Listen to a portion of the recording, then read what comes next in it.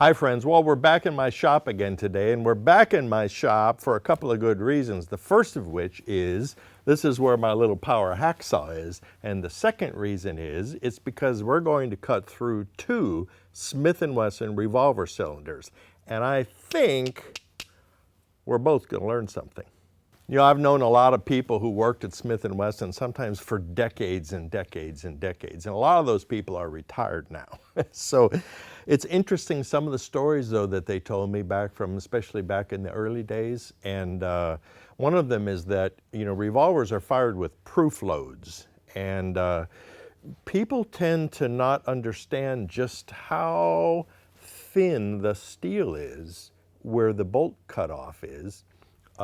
Because that's on a 6-shot revolver, that's right where the cylinder hole is, the charge hole.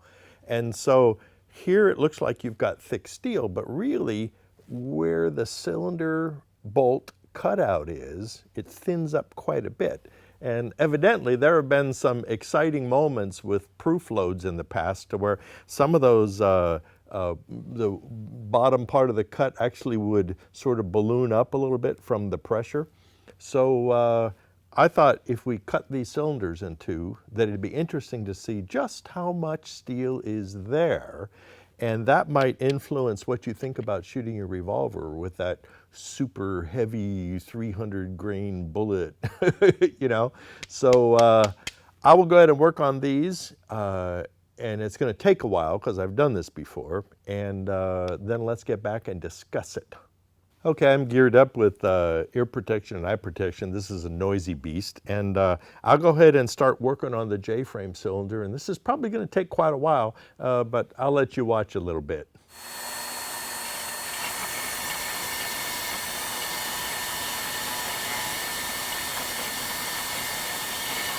As you can see, cylinders are actually hardened, and they're differentially hardened depending on the caliber and the load and all that kind of stuff. So this is a J-frame cylinder, and you can see I'm having to cut pretty slow. If this was mild steel, this would just have cut right through it. It actually gets hot enough that I have to stop every once in a while and cool it off in some cold water. So it is amazing. The first time I did this, I expected to just go right through, but that's not the case at all. Okay, let's get back to work. Okay, so we've got it apart.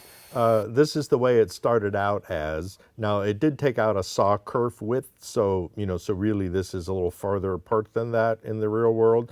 But what I wanted you to see, this is a J-frame cylinder, so it's 5 shots, is the bolt cut here, right there.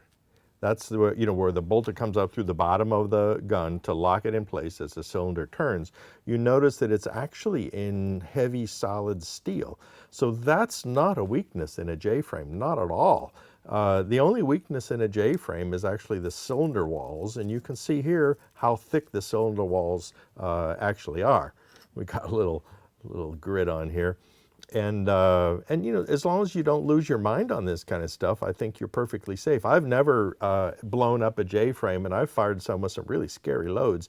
The other interesting thing is here is you can see the step right here, which is where the bullet's chambered this way, the cartridge is chambered this way, and this little step right here is where the case rim will stop, and that's what prevents you from, it might be seen a little better on this one, that's what prevents you from chambering, for instance, a 357 in a 38. This little ridge right here will stop you. Now on old guns, this gets all worn out from erosion, and I've seen people actually chamber 357 Magnums and shoot them in old guns that are worn like this, and that's a testimony to the strength of the guns, the fact that some of those old guns have been fired with 357s and they haven't blown up yet. So here you can see where the you know, the pin that the cylinder rotates on goes into. It actually goes in from the front this way, and there's a little bit that sticks out here, and that's where the ejector star is. Okay, well, I hope that was interesting to you. What we're going to do next to sort of illustrate the differences between having the bolt cut where the chamber is and a bolt cut in between the chambers, you'll see that the actual amount of steel at the bottom of the bolt cutout you know, in the beginning of the chamber is really thin, and I think you're going to be amazed. This is a 357 Magnum cylinder from a end-frame Smith & Wesson, I don't know, probably 27 or 28, something like that. It also is an old cylinder that wasn't any good anymore, and I've actually used it to practice making some cuts on the milling machine and things like that. So same deal here, and it's going to take a little while. So here we go.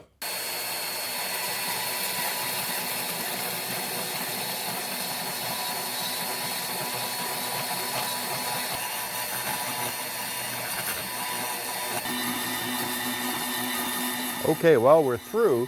What you didn't see is I had to change a hacksaw blade because cutting through the J-frame, and I got about maybe a fourth of the way through this one, and it gave up the ghost. So we've got both sides together here, so let's take them apart and look at them up close. Okay, so here we have them. Will come apart. I always think this is so amazing because it's like we have X-ray vision, kind of. You know, we can actually see inside of this. This is, of course, where the the cylinder pin rotates inside of here. Here's a chamber. Here's a chamber. You can see the chambers are just a little bit longer. It's about 1/10 of an inch, and that's so it can chamber 357 Magnums. And then what I want you to really notice here is, okay, here's the cylinder thickness wall. Normally, right? This is the mouth, which doesn't really get pressurized very much at all.